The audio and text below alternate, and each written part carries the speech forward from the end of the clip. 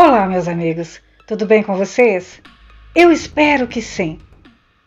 Antes do relato de hoje, eu gostaria de comunicá-los da nossa 5ª edição do Relatos ao Redor da Fogueira Virtual e convidá-los a participar conosco.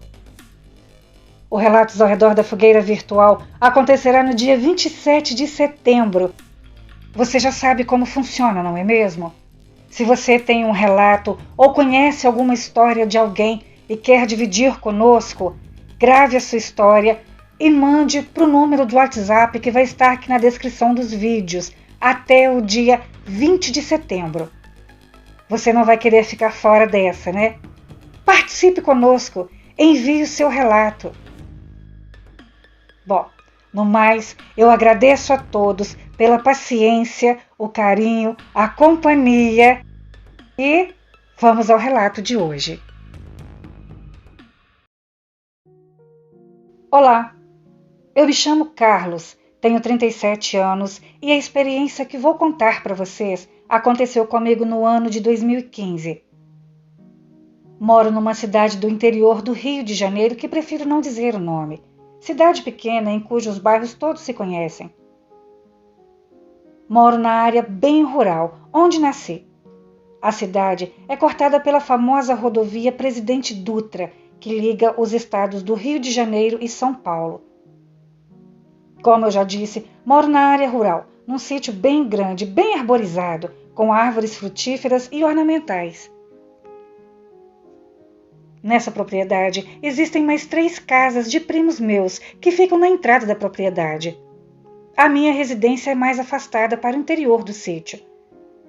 Eu fui criado neste lugar com meu irmão e meus primos numa infância muito feliz. A minha mãe, que já é falecida, era espírita, mas também gostava de assistir às missas e criou eu e o meu irmão num lar onde tínhamos muita fé em Deus, mas também muito respeito com as coisas espirituais, pois minha mãe sempre contava de suas experiências com o sobrenatural. Eu e meu irmão, bem como os meus primos, crescemos ouvindo as histórias de nossos pais e tios, que contavam de seus encontros com o inexplicável em suas juventudes. O meu pai, que hoje já está com 80 anos, já viveu experiências com o sobrenatural e sempre conta uma história de que o meu avô, seu pai, teve encontros por dias com o lobisomem. Isso há 70 anos atrás. Como moramos na chamada roça, todos aqui já eram acostumados com histórias sobre lobisomem, mulas sem cabeça, sacis e almas penadas. Essas histórias nos deixavam apavorados quando éramos crianças, mas conforme fomos crescendo, nos acostumamos e as histórias já não nos causavam mais aquele espanto da infância. Pois bem, o sítio onde mora fica a uns 300 metros da rodovia Presidente Dutra. Entre a rodovia e a propriedade existe uma estrada longa de terra que vai beirando a rodovia até a entrada do nosso bairro, onde começa a parte mais urbana. Nessa estrada existem apenas 3 propriedades: o sítio onde moro, o sítio de uma senhora amiga de minha família há muitos anos que faz limite com a nossa propriedade, e depois do sítio dessa senhora tem um último, de um senhor que morava sozinho, que também prefiro ocultar o nome e que já faleceu há alguns anos.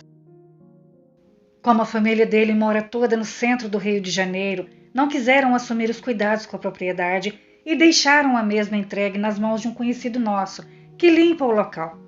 Ele cuida das cercas, mas não mora lá, não. Ele vai, faz o seu serviço e vai embora. Este sítio é cheio de mangueiras, muitas mesmo, que se espalham por toda a imensa propriedade, só deixando livre um espaço no meio, onde está a velha casa do falecido, que vive fechada e já está bem deteriorada. Este sítio é muito sinistro e durante o dia dá calafrios passar por ele, pois devido às árvores serem muito juntas e está sempre com aspecto sombrio. Essa própria estrada é muito esquisita e perigosa durante a noite, pois não tem nenhuma iluminação. As únicas lâmpadas que possuem estão no início, bem em frente à porteira da minha casa, que é a primeira propriedade, e outras luzes no final dela. e depois do sítio sombrio, já quando começa a parte urbana do bairro. Eu mesmo posso contar nos dedos as vezes que passei por essa estrada durante a noite, pois é muito feio. O matagal das propriedades é muito alto, estão bem afastados das casas, tornando-se pastos para os animais que agora no momento ninguém mais cria.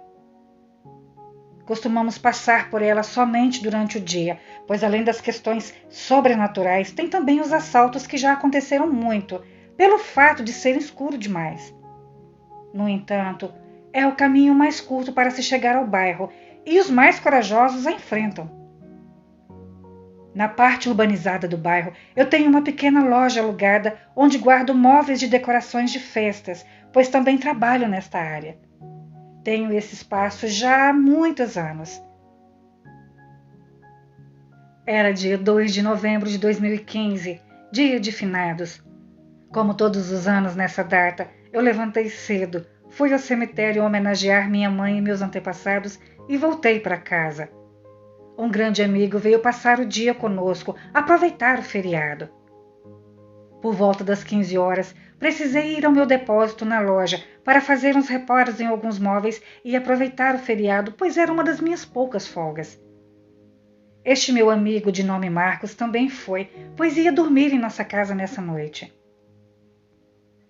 Temos bicicleta em nossa casa, mas resolvemos ir a pé pela longa estrada, pois é o caminho mais curto e durante o dia não tem problema algum. Levamos uns 20 minutos andando, que é o tempo que demoramos mais ou menos para fazer este percurso. Os meus planos era de fazermos os reparos e voltarmos para minha casa antes de escurecer, pois era horário de verão e daria para fazermos isso. No entanto, enquanto estava no depósito, muitos amigos vieram conversar conosco, pois é bem na beira da rua, e assim eu ficava entre as conversas e os reparos dos móveis. Devido a isso, demorei um pouco e quando acabamos, fizemos um lanche na pracinha que fica perto e tomamos o caminho de volta para minha casa. Já eram mais de 19 horas e por ser horário de verão, mesmo com o sol já posto, o céu ainda estava claro, não estava totalmente escuro. Eu perguntei ao Marcos se ele se importava se passássemos pela estrada de terra, pois ali seria o caminho mais rápido do que dar toda a volta por trás do bairro ou pela rodovia, o que eu acho muito perigoso pelo fluxo de carros, e teríamos que atravessá-la, passar por debaixo de um viaduto para chegarmos em casa. Como eu já estava cansado e doido para chegar em casa, fomos por ali mesmo. Eu quero ressaltar que o meu amigo é meio cético com as coisas sobrenaturais, pois já conversamos sobre vários assuntos desse tipo, e ele sempre esboçava uma reação de achar que muitas coisas são invenções do povo. Começamos a caminhar pela estrada, tendo à nossa direita os sítios e à nossa esquerda a rodovia. Eu caminhava pelo canto da estrada e Marcos ao meu lado. E quando começamos a passar em frente às mangueiras do sítio do falecido, eu vi uma luz que passeava por entre as árvores. Ela não era muito grande, o que me levou a pensar logo de início que fosse um vagalume, pois aqui é o que mais tem. Enquanto andava, eu acompanhava aquela luz com os meus olhos e, para minha surpresa, ela aumentou de tamanho, tornando-se uma bola de fogo, do tamanho de uma tampa de panela. Imediatamente, um arrepio tomou conta do meu corpo, mas eu fiquei calado, pois achei que era coisa de minha cabeça, e como Marcos era cético, eu achei que ele fosse dizer que eu estava louco. No entanto, para minha surpresa, ele exclamou: Carlos! Carlos, você está vendo aquilo? Eu respondi: vendo o quê? E ele falou: aquela bola de fogo por baixo das árvores que sobe e desce. Eu, para fazer um teste, disse: não, eu não estou vendo nada. Então, ele me puxou pelo braço e falou: eu não acredito que você não está vendo isso. Eu falei a verdade. Eu, já trêmulo, falei já com a voz embarcada. Sim, eu já estou vendo há bastante tempo, mas não quis te falar. Ele me perguntou: o que você acha que é? Eu respondi que não sabia o que era e era para continuarmos andando. Se a bola de luz viesse para cima de nós, iríamos correr para a pista e atravessá-la. Continuamos andando e a bola nos acompanhava por entre as árvores. Ora, era muito grande, depois diminuía do tamanho. No entanto, o que viria a acontecer depois me deixou tão impressionado que eu nunca esqueci ou esquecerei o que vimos naquela noite. Quando já estávamos nos aproximando da segunda propriedade, eu olhei para o meio das árvores e vi várias pessoas que formavam uma procissão. Era da seguinte forma: andavam um atrás do outro, todos com as cabeças baixas. As mulheres usavam vestido branco e véus também brancos na cabeça, e os homens usavam também roupas longas, como as batinas de padre, também brancas, e na cabeça usavam capuz. Eu não conseguia ver os rostos deles, pois estavam numa certa distância e suas cabeças abaixadas não nos permitiam vê-los.